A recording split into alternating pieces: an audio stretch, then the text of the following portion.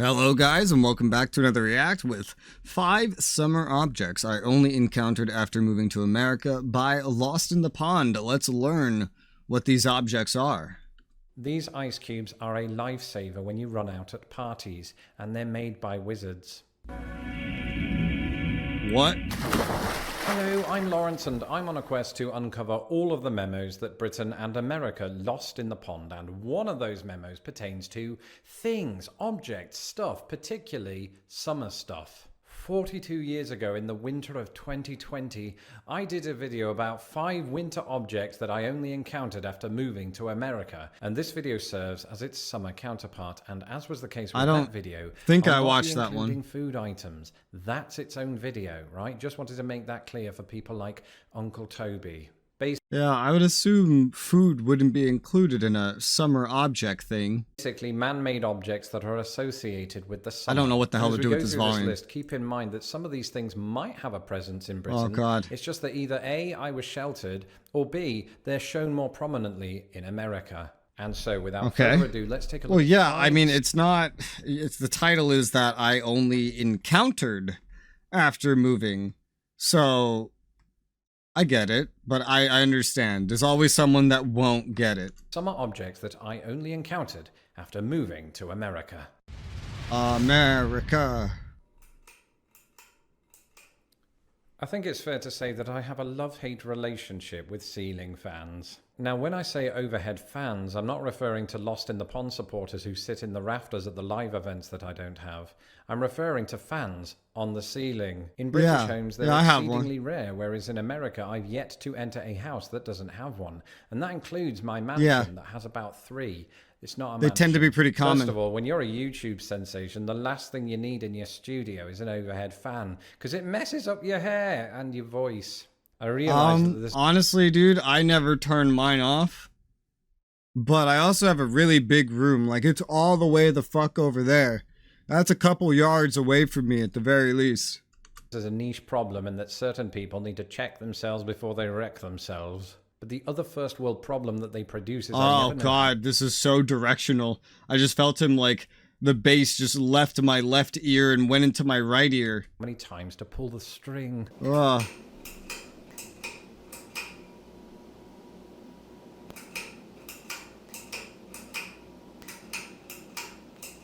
Apparently on most... Yeah, you gotta like, what setting is it on? You gotta turn it off and then figure out where it was. Units, it's 3, and this is the sort of thing they should tell you at customs when you first arrive. Are you traveling with family? Are you here on business? Oh, and by the way, pull it 3 times and not 4, you numpty. But I said it's a love-hate relationship, whereas Lost in the Pond fans cheer me up, overhead fans cool me down. And this is particularly useful when your studio doesn't have one of these. Air conditioner. You never encountered one? Like, I understand what that means. Before moving here, just nowhere you ever went had air conditioning before you moved here. That is crazy, man. That's insane. When I first heard about America's propensity for using air conditioning, I thought it was weird. Why would you want that blowing through your home when you can just crack open a window and hear the sounds of nature? And I thought it was particularly unusual that anybody would want to partially obscure their window with this big box. Yeah, sometimes you have central air instead of like an actual air conditioner, but yeah, I'm sure he's gonna say it, but like, well, there's some reasons. Like, why would you open your window to hear the sounds of nature in Texas or Alaska or New York or a lot of other places? America's a big fucking country, you know? There's some places where you don't want the outside air, and that's the whole point. We're British. It's not that the house is heating up, you know? We don't live usually in these big boxes that heat up made out of brick or whatever. We live in more breathable houses, I would say, because they're usually made of wood. They're thinner. What is outside permeates inside a lot easier. want to see outside. We want to see what that chaffinch is up to. We want to see if it's a light drizzle or a heavy downpour. We want to see the joggers. So I thought it was as weird as the next person. And then I met the next person. His name was Mick from Stockport. And Mick from Stockport had never actually left Stockport, but he had all kinds of views about the rest of the world, including America. And he absolutely lamented the artificial nature of American air conditioning. 2 weeks later, he died of heat stroke. Mick is like any other British Did he person really? I talk about on this channel, entirely fictional. Oh, okay. I was gonna say, like, that kind of sucks. What? He was as stubborn as I was when it came to air conditioning. We just don't have it in UK homes. But after moving to America, I saw the error of my ways. If you saw my recent video on how British heat waves Okay. Go on. nothing on America, you might have a clue as to why the absence of them would constitute a public health hazard. Yeah, like, I mean, with Britain, I think you live in a more temperate environment anyway, so, like, it's fine. You can live without it. And you're not Japanese. You won't, like, die the moment you hit 100 degrees. So... In many parts of the US, it's extremely common for the summer temperature to rise above 90 degrees Fahrenheit. Oh, that's what you're complaining about? Damn, how cool is Britain? The simple truth is, in July, an American home wouldn't be fit for humans, were it not... My room is like that for the entire year. For some reason, like, my room, I guess, is poorly insulated because it's not actually attached to the home or whatever. It was built as an afterthought. So... when it's warm out, this room can heat up to like 100 degrees. It's just 70 degrees outside, this room will become 100 degrees. It's like, I don't know, cold outside, this room will freeze to death. Whatever it is outside, it will be more extremely in here.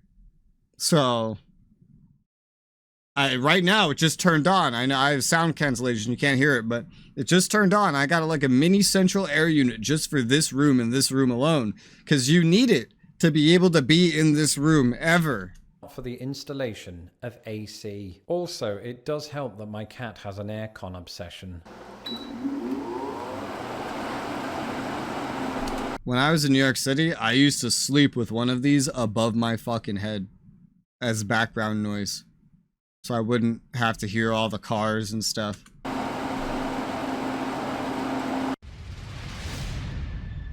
Don't get me wrong, in the UK, inflatable mattresses are as popular as inflatable people. Why did it say and you glamping? sometimes use them both at the same time. But in my experience, British people draw the line at using them while camping. That's the blow-up mattresses, not so much the other one. Did it say camping? No, it says glamping. In America, they have a term for this. It's called glamping. Glamping is an example of a poor man's toe, or as it says in my dictionary, a portmanteau. It just means glamorous camping, and I was introduced to this concept by none other than old-fashioned AF, my wife. So make sure you sign up as soon as you're finished watching this video. One thing I'm curious about is, did she already do YouTube when you met her? And is that why you connected? I mean, he's never going to see this and answer it. Is that why you connected? Or... did she start doing YouTube because you do YouTube and then like your channel helped propel hers? I'm legitimately curious. In the height of summer, we went a camping in southern Indiana, and I prepared myself for days on end for the enormous back pain I would feel afterward. See, this is what British campers do. We gear ourselves for a night or two of blissful torture. And this was the illusion I'd afforded myself on this visit to southern Indiana, right down to the moment that I put the last peg in the ground. And God damn, that behind him? This is such a tiny road, man. Oh my God. And then my wife surprised me by pulling from the van an inflatable mattress and 2 pillows and a headboard and a dressing table. And it filled me with dread because I'd just signed a lease elsewhere. But also because it made me panic that my wife wasn't who I thought she was. But it turns out that this is quite normal in America. No.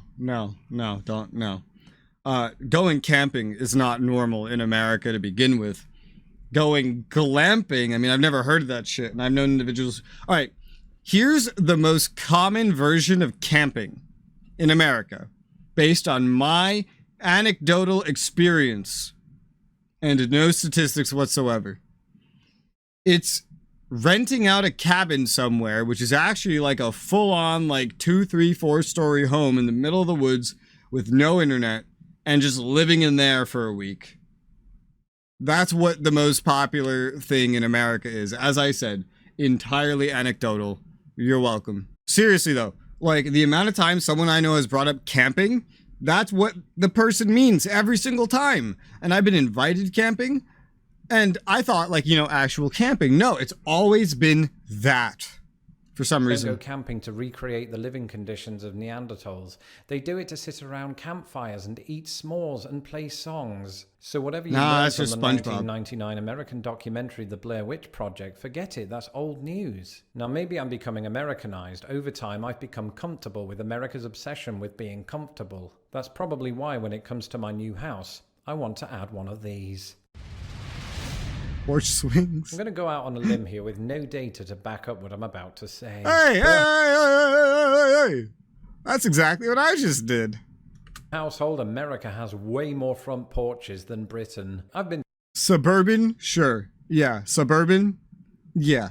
to various parts it's of the fairly United common. States, and having done so, one thing stands out as a constant. It's not like the majority, but it's fairly common. Families getting hammered on the front porch. In Britain, we must like our privacy, because if we have porches, they tend to be in the back garden/yard. Either way, there's one element of porches that I didn't encounter. I don't understand why Brits call it a garden. Like, isn't a garden's, like, I don't know what the definition of garden is off the top of my head, but isn't a garden where you grow shit?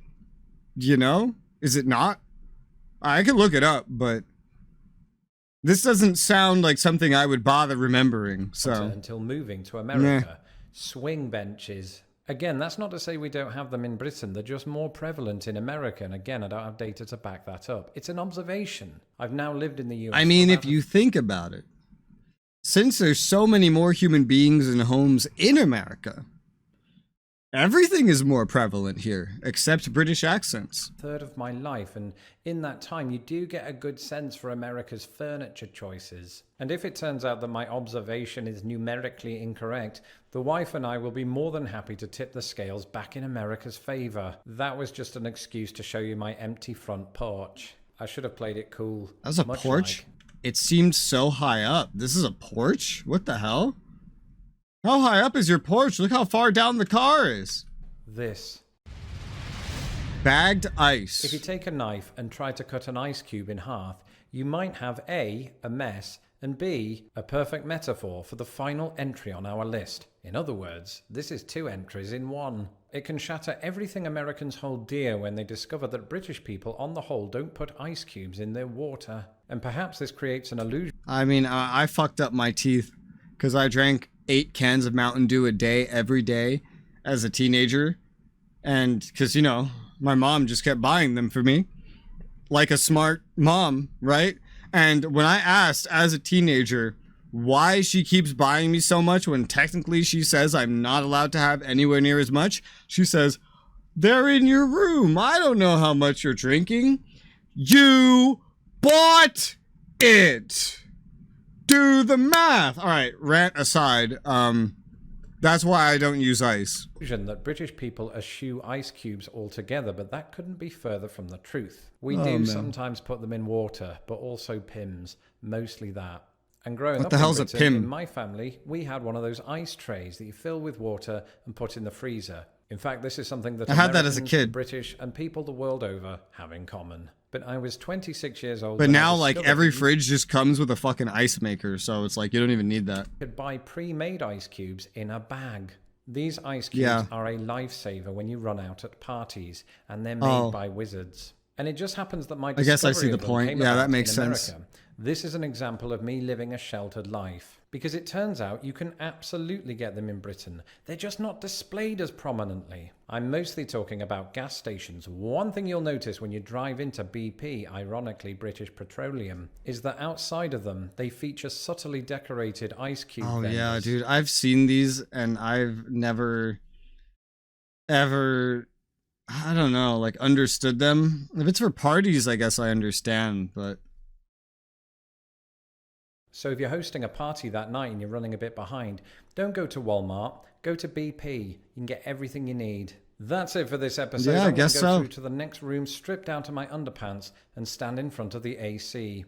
If you like what you saw here, don't forget to follow Sounds me on awful. Twitter at LostInThePondUS, and it's vital that you subscribe to my channel so that my videos don't get lost in the pond. This video, just like all of them, was made possible by my patrons. If you would like to become a patron of Lost in the Pond, you can do so at patreon.com/LostInThePond. Until next time, goodbye. Goodbye. Yeah, cool. I didn't really know what to expect. Ice was an interesting one, for sure. Air conditioning, I guess I expected that, honestly. A lot of these weren't, I guess, too crazy.